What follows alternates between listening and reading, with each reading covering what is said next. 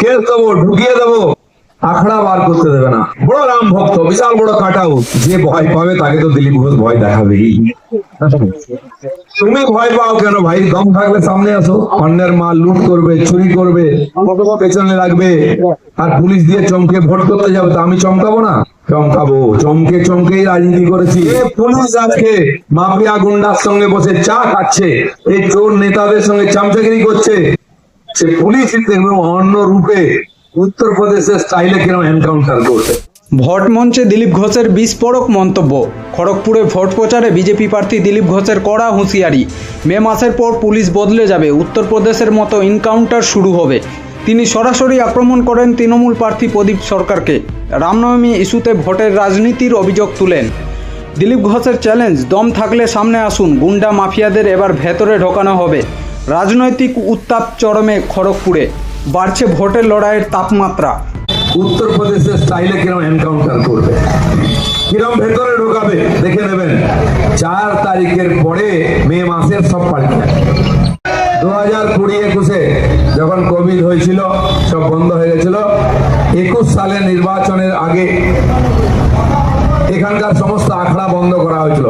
এই প্রদীপ বাবু, আমি নাম নিয়ে বলছি, চেয়ারম্যান ছিলেন, আর সমস্ত আখড়াকে চমকেছিল, এই আখড়া বার করবি না, সঙ্গে ওসিকে নিয়ে ঘুরছিল। কেস দেবো, ঢুকিয়ে দেবো, আখড়া বার করতে দেবে না। বড় রাম ভক্ত, বিশাল বড় কাটাও, আর মনের মধ্যে কার ভক্তি? কেবল ভোটের ভক্তি, রাজনীতি আছে। আমরা সবাই মিলে বেরিয়েছিলাম, আমার পার্টির কর্মীরা, এখানকার যারা রাম ভক্তি, রাম নবমীর সঙ্গে যুক্ত আখড়া করেন, গিয়ে আমরা বলেছিলাম আপনারা আখড়া বার করুন, আমরা সঙ্গে থাকবো, কোনো বেটা গায়ে হাত দিতে পারবে না। এবং বেরিয়েছিল। কেস হয়েছিল, কেস ওদের নামও হয়নি, আমার নামে কেস হয়েছিল। আমার নাম চরণজিৎ আছে এখানে, তার নাম, আরো 2-3 জনের নামে কেস দেওয়া হয়েছিল। আমরা নাকি অস্ত্র নিয়ে ভয় দেখিয়েছি। যে ভয় পাবে তাকে তো দিলীপ ঘোষ ভয় দেখাবেই। তুমি ভয় পাও কেন ভাই? দম থাকলে সামনে আসো। অন্যের মাল লুট করবে, চুরি করবে, পেছনে লাগবে, আর পুলিশ দিয়ে চমকে ভোট করতে যাবে, তো আমি চমকাবো না?